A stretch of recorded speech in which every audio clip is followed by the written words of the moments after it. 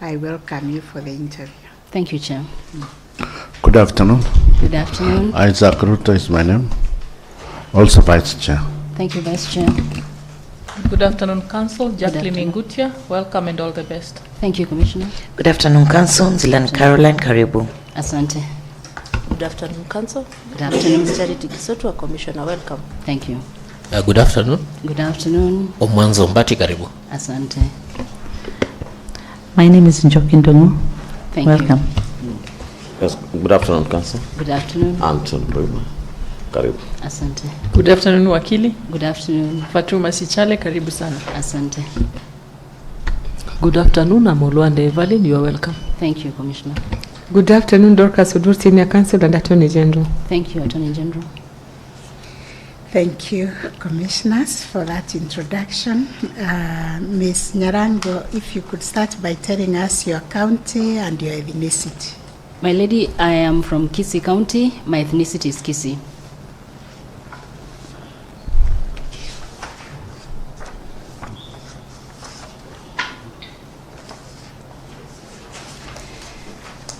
Very well. We'll start the interview. But we'd like you to make yourself comfortable. The water before you is for you to consume. Thank you. And to take it easy. We want you to be relaxed. We are not that intimidating, so that we can get the best out of you. So we'll start by asking you to tell us what inspired you to apply for this position. What are you bringing to this position? It's very, very competitive in terms of your achievements, the achievements you have made so far, the discipline, the experience, the skills, the values. We want to hear what you're bringing to this position. You know the challenges we are facing in that court and how you're going to help, if you are successful, to deal with the challenges we are facing in the High Court. You have 5 minutes. Thank you, my lady CJ, Honorable Commissioners. I'm grateful for this opportunity to engage with the Commission on my suitability. Let me say that I have had a chance to reflect upon the judiciary blueprint stage, as well as the High Court strategic plan, which envisions the High Court as a model court in dispute resolution and protection of rights and liberties.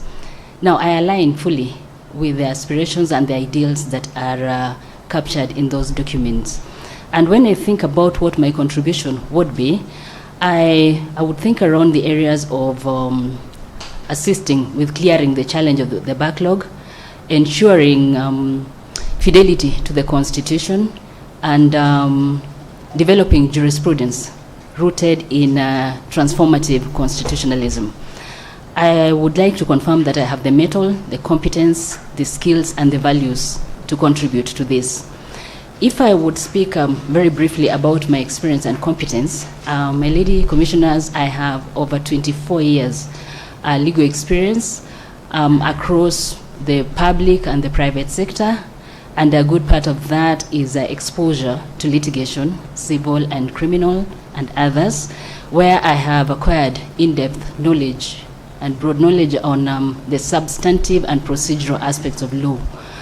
Beyond courtroom advocacy, I have been an in-house legal practitioner, rising to the level of head of directorate and company secretary, where I've been involved in setting up, institutionalizing responsive, functional legal directorate. I do hope that as we move along, we can engage further on my competence. If I could speak briefly about the skill set that I bring to this, I would hope to bring to this position, allow me to just highlight 3.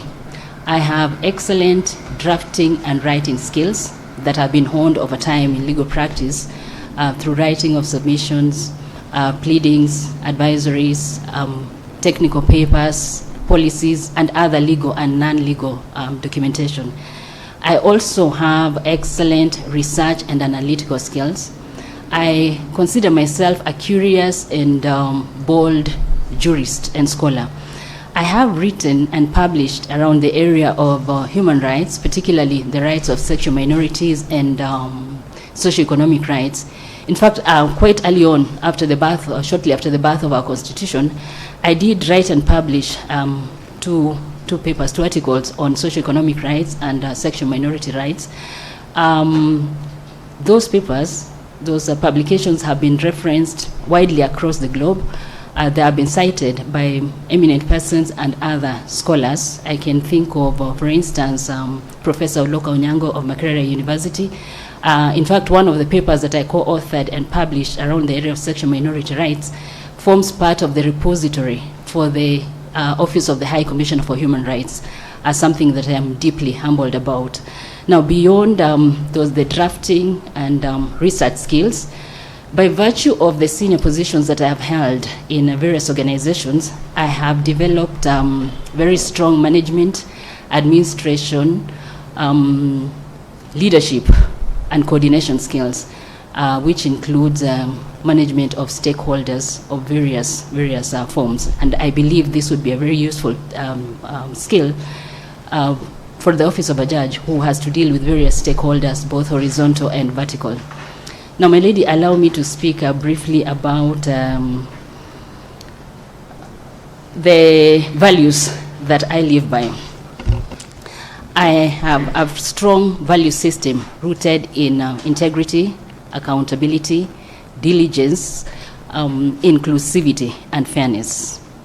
Very well. Commissioner Mwansa will take us to the next area. Good afternoon again. Good afternoon, Commissioner. Now, I see in one of your papers, I think it was your LLM thesis, you wrote about sexual minority rights. Yes, that's right. And who are these sexual minorities? Sexual minorities essentially are individuals who are not heteronormative. Okay. They don't conform to the sexual binaries of male or female, Yes. or they don't conform to sexual orientation that is dominant. Okay. Yes. Now, I've seen your argument, but I just wanted you to situate that argument. If you read Article 45, Article 45 of the Constitution speaks to the family as a natural and fundamental unit of society, and also 45(2) provides that every adult has the right to marry a person of the opposite sex based on consent of the parties. Now, the first question I want to ask is whether in this discussion that you've had, your academic paper, whether we can have a situation whereby the High Court can authorize through a declaration that these minorities are able to enter into some sort of partnerships that are akin to marriage. And then secondly, if you read Article 45(3), it provides that Parliament shall enact legislation that recognizes marriages concluded under any tradition or system of religious, person, or family law. And the question that follows is that I know where you come from. For instance, in Kisii, Nandi, Kamba, we have a woman-to-woman marriage, where we have women husbands. How would you situate them also in this discussion about minorities? Can you describe them in that context, or they are different? Thank you. Thank you, Commissioner. Allow me to start with your second question on woman-to-woman marriages. And I would say I would not situate them as sexual minorities.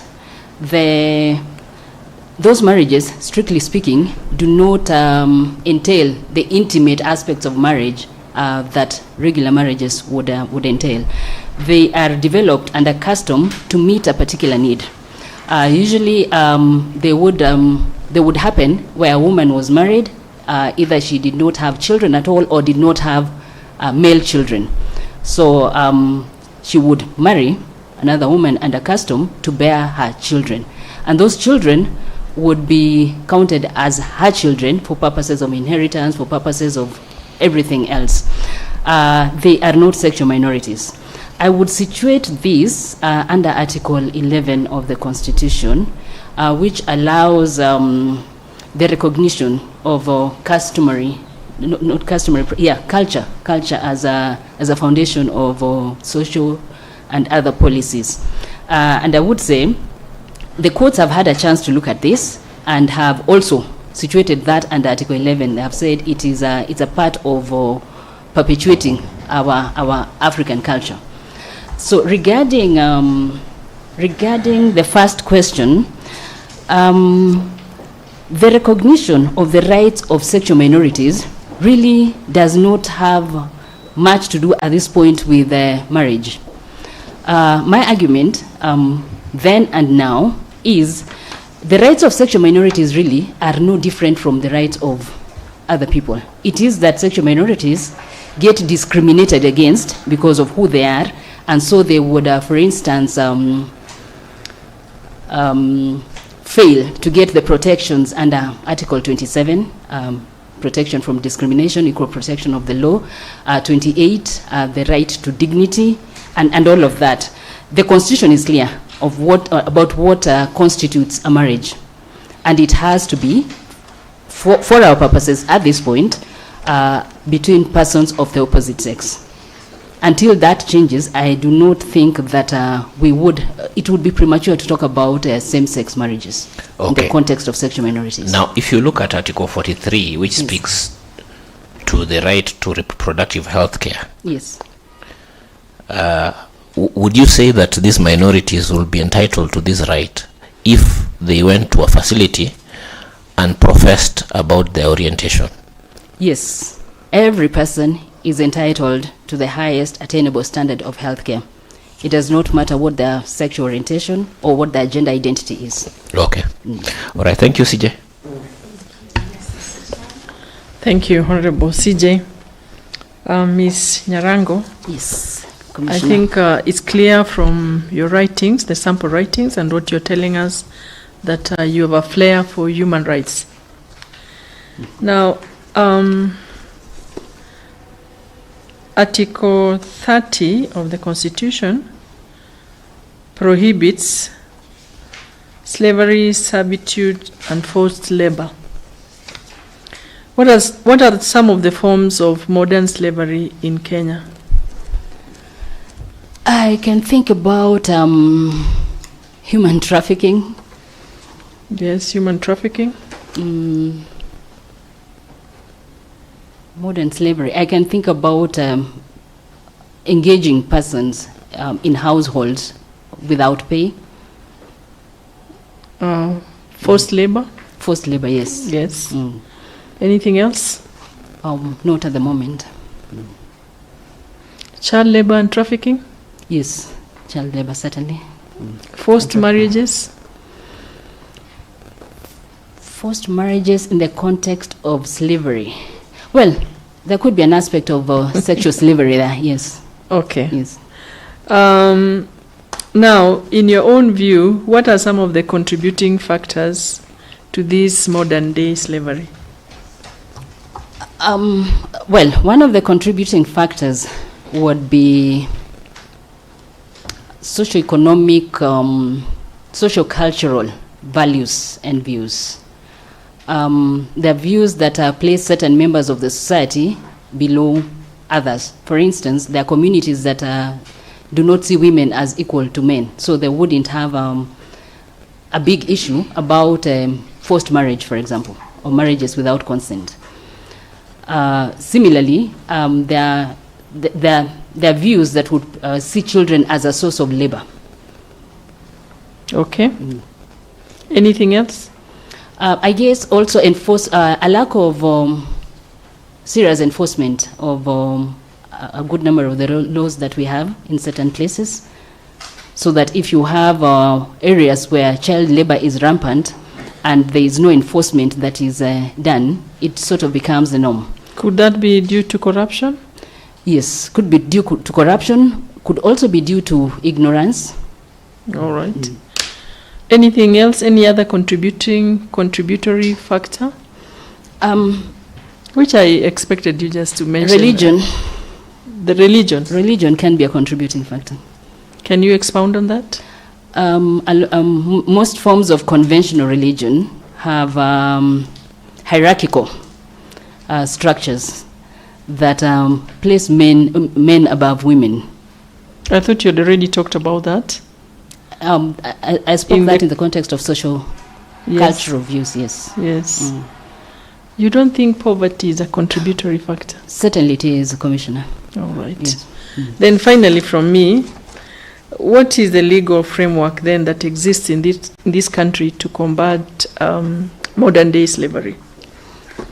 There's the Children Act.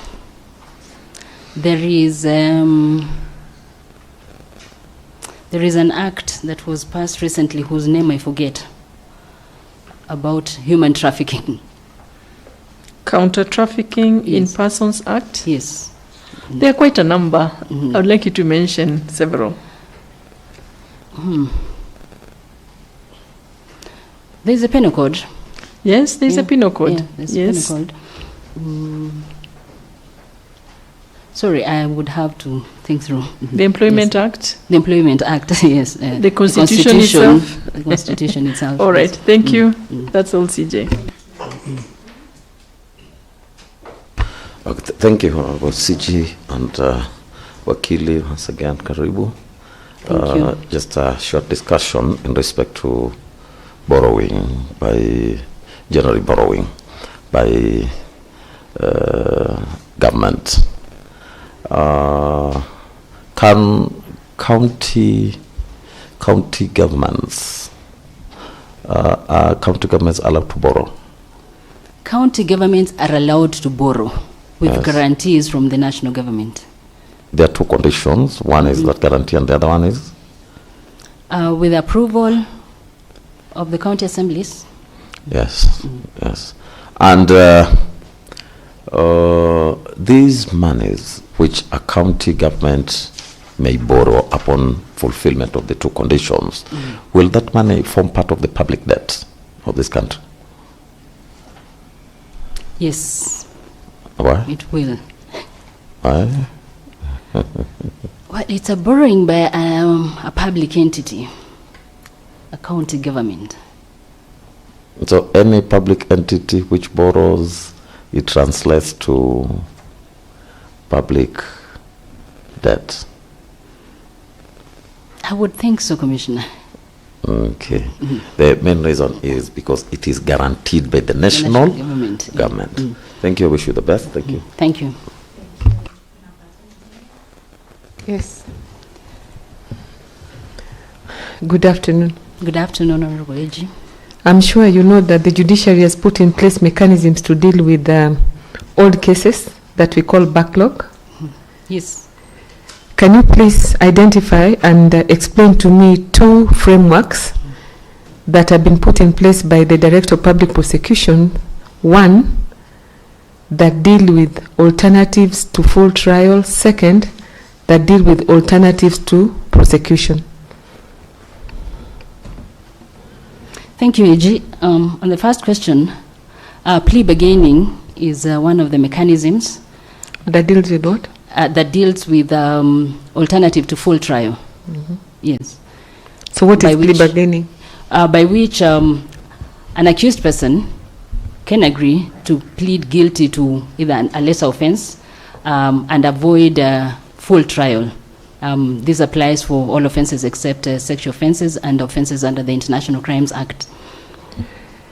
In cases where plea bargaining is applied, is it mandatory that there must be a conviction? Yes, they plead guilty to a charge. What about a charge sheet? I'm sorry? A charge sheet? Yes, there would need to be a charge sheet. Okay, the second alternative? The second framework? Please just remind me the question. I forgot. Which other framework exists as an alternative to prosecution? Out of court settlements, alternative justice system,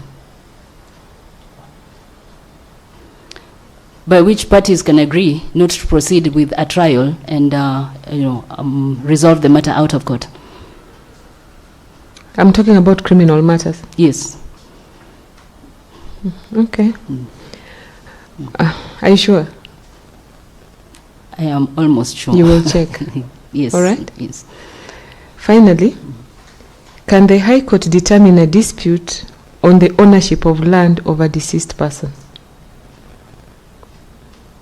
Yes. How? And which court has jurisdiction? That would be the High Court. No, the Environment and Labour Court.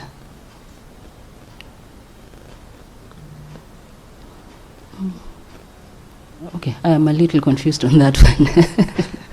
Why are you doubting yourself? What is your answer?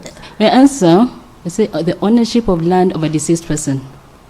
Ownership of land, that would be the title, that would be the Environment and Labour, the Land and Environment Court. Okay, Yes. thank you. Thank you, Chair. Good afternoon once again, Council. Good afternoon. I know it's chilly, though you may want to take some water. I'm good for now, thank you. Okay, great. So you shared with us sample writings, the academic papers and legal opinions. They demonstrate consistent competence in issue identification, structured legal reasoning, and a clear application of constitutional, statutory and legal principle across the diverse subject area, because you've shared with us different sample writings touching on different issues. They are coherent, well supported by precedent, and the tone is professional. Thank you. I commend you for that. Now to my question is, most constitutional petitions, the petitioner invoke public interest to challenge the executive action or inaction, while the executive will always speak of national interest or manifesto priorities to defend their actions. How should the court distinguish the two? And what safeguards should a court apply to ensure that the decisions are constitutional?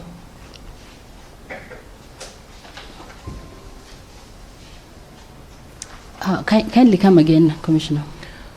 Most times in constitutional petitions, the petitioner invokes public interest to challenge the executive action or inaction, while the executive will state that it's a national interest or a manifesto priority, their defense.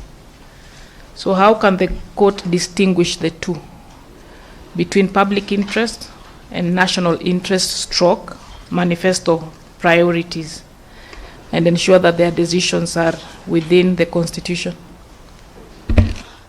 Okay, the Constitution gives clear guidelines really on what considerations there are for determining validity of actions, of validity of laws. And one of the overriding considerations is public interest. National interest, while a consideration would usually be narrower than public interest. So from where I sit, public interest would usually override. And manifesto priorities? Manifestos are political documents. They are not, and while they would be relevant, there would not be governance documents that would guide in consideration of constitutionality of laws or actions. It's argued that the Constitution is a political document. The Constitution is a political document which has been subjected through a particular process to make it binding upon every person, not so manifestos. And the executive will say that we were voted in by popular majority based on our manifesto. Yes. So which one would you, how would you balance the two? The people have told us to concentrate, for example, on building hospitals, and there's a party who says no. For the interest of the public, the court should, the executive should not do that. The executive would do that or should do that, but they would have to do that within the confines of the Constitution. Thank you, and all the best. Thank you. Thank you.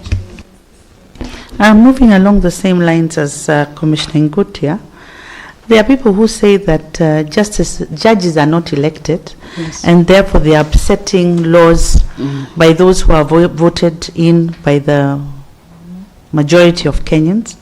How does one address a counter-majoritarian argument like that? Thank you, Commissioner. I would say the Constitution itself is counter-majoritarian. The protections for, say, rights of human rights generally would sometimes trump majoritarianism. And we would have to look at a constitutional democracy not just as a governance system where the majority rule. Majority decisions would have to be subjected to constitutional protections and thresholds that also protect the minorities. Those are the safeguards that are put in place to protect every person. Okay, so even as we are looking to say the Constitution protects minorities, you've heard of the term marginalized majority, have you? No, but I can imagine so what that, it means. Yes. For example, you have a situation where a person or persons who are transgender Yes. or intersex, who would be considered minorities, would like to use women's toilets or inclusion into women's sports, despite issues of safety or biological advantage that they may have by being born either as men or they have a testosterone advantage. So how do we balance? We have a majority marginalized, we have a minority, so how do they both claim their rights? I would say the Constitution quite guides us on that. Article 24 is very useful in determining limitations. But I would also say sometimes it is better to err on the side of protection of rights. It is usually difficult. Okay, not difficult. It is not very usual to have minorities that are dominant in society. And in erring on the side of protection, I would say we have to look at the Constitution as this big umbrella under whose protection we must bring every person. And the people we would be looking at more are not the people in the middle, those of us who are, say, mainstream. It's the people on the So would edges. you allow transgender to access women's toilets? No. Okay. Because everybody else is also entitled to protections. So would be looking at what would be a practical solution that does not infringe on the rights of these persons as well. Okay, Yes. thank you very much.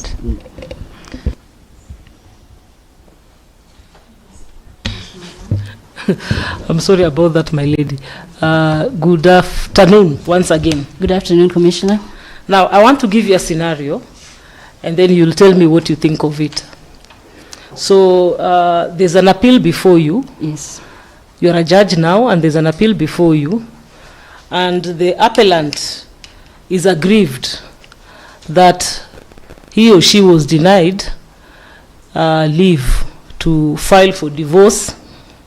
The marriage was a civil marriage, and the reason for denial was that they had not taken 3 years as required under Section 66(1) of the Marriage Act.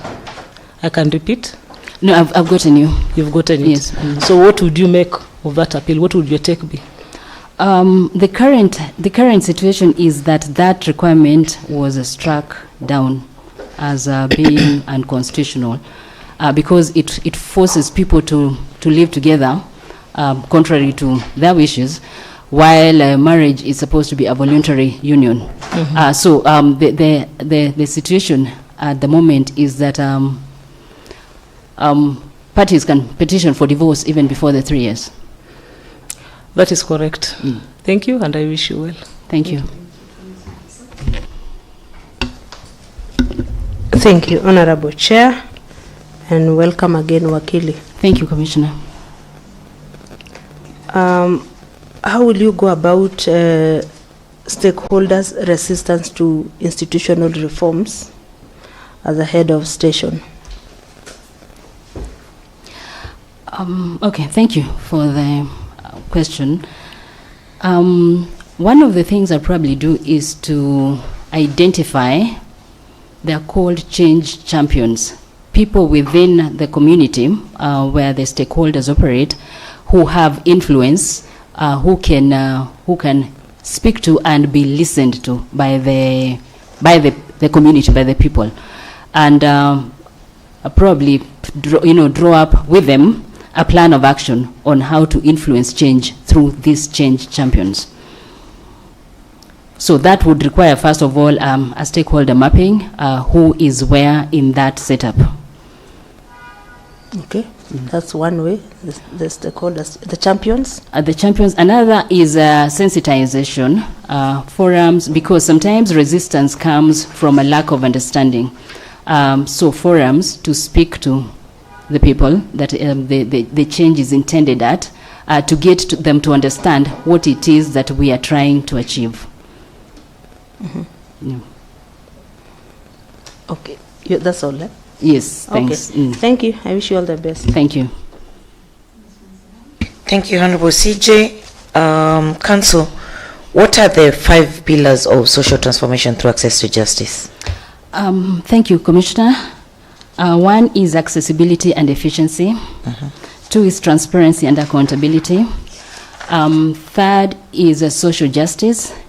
4th is shared leadership, and 5th is cooperative engagement.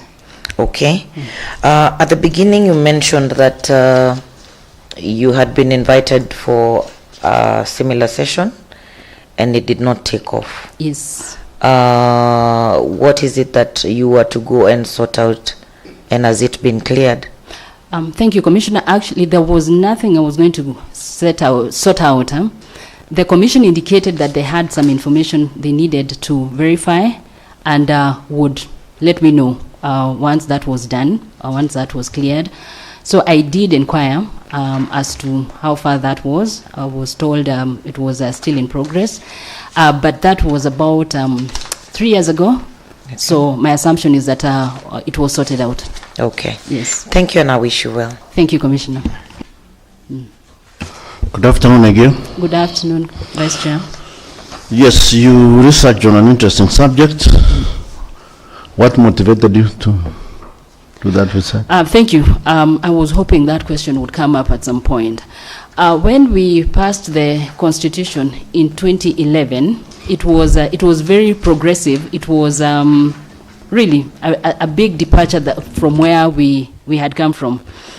And so my thinking was, what is it that is different about this? Because we had a political and civil rights in our previous constitution.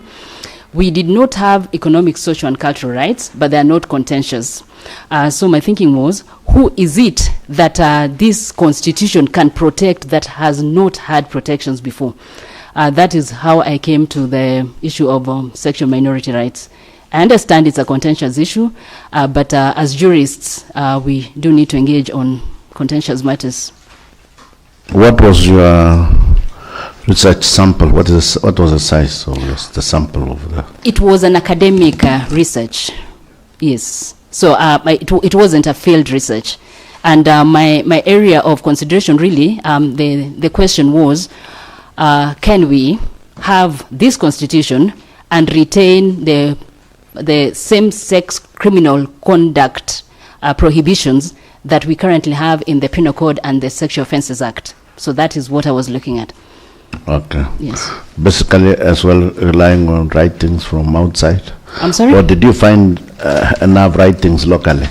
The National Commission on Human Rights, for example, had done a paper, a research on the lived experiences of sexual minority rights at that time. It is called The Outlawed Among Us. It was quite instructive. There also had been, shortly before then, a case at the High Court about an intersex person that had brought a case for protection and for compensation and for recognition. And that case was thrown out. The recognition elements and the protective elements really were thrown out. The court, however, did find that because the person was subjected to bodily searches, that infringed on their dignity. And so a declaration was made. But the core question about recognition still remained.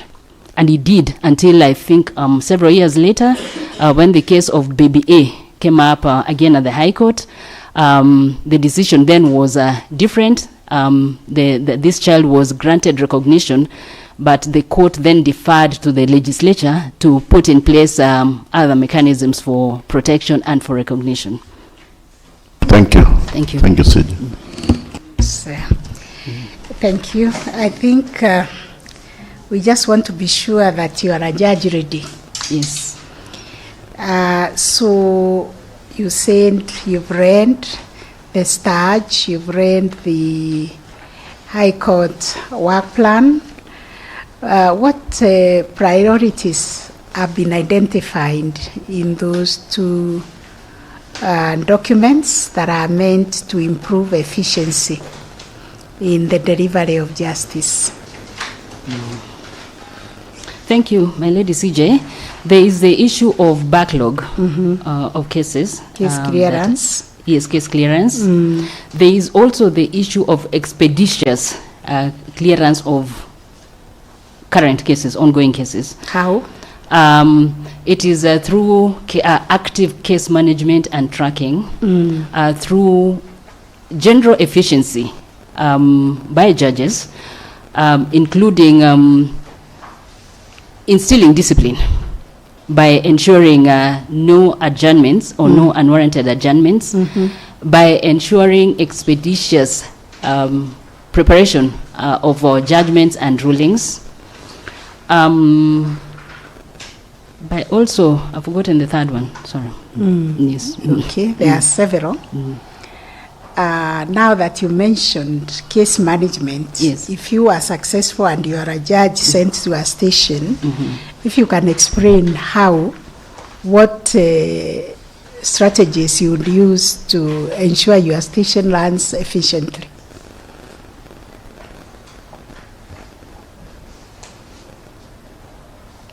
Okay, thank you, Judge. As I said, one of those would be active case management in court. So ensuring, for example, that rulings are not deferred. Where rulings can be made on the spot, they are made on the spot, at least within a reasonable time, and encouraging parties to settle matters through alternative means, so that they are taken out of court. Also, as I said, reducing incidents of adjournments, ensuring the courts in the station start on time and operate as they are supposed to operate. Okay, you have missed the one I'm looking for. Use of technology, effective use of technology. Yes, it's also one of them. Yes, but also identifying the cases that can be done quickly, low-hanging fruits. Yes, and yes.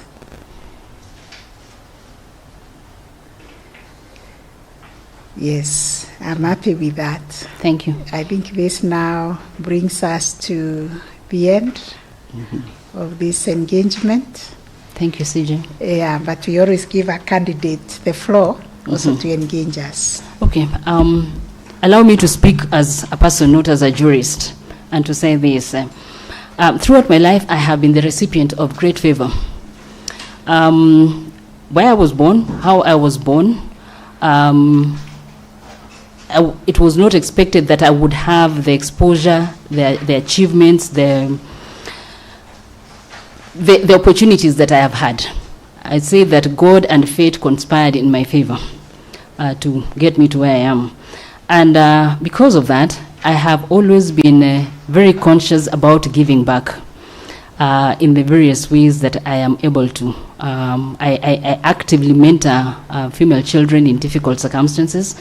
I try to ensure that they go to school, they don't drop out of school to the greatest extent that I can. And so because of that, I also look at work and vocation as a calling, as a service. And so for me, this would not be an opportunity for self-aggrandizement. This would be an opportunity, a platform for greater impact, particularly for the marginalized and the vulnerable people.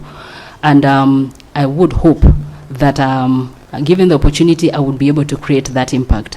But given not, I would hope to continue creating that impact wherever it is that I am. And I thank you for this opportunity to engage. Okay, so you would be ready to go and work in Turkana? My lady, I went to primary school in Haega, somewhere in the depot of Kakamega. Then I went to high school in Kikuyu, and then I went to university in Eldoret, and I did my master's in Pretoria.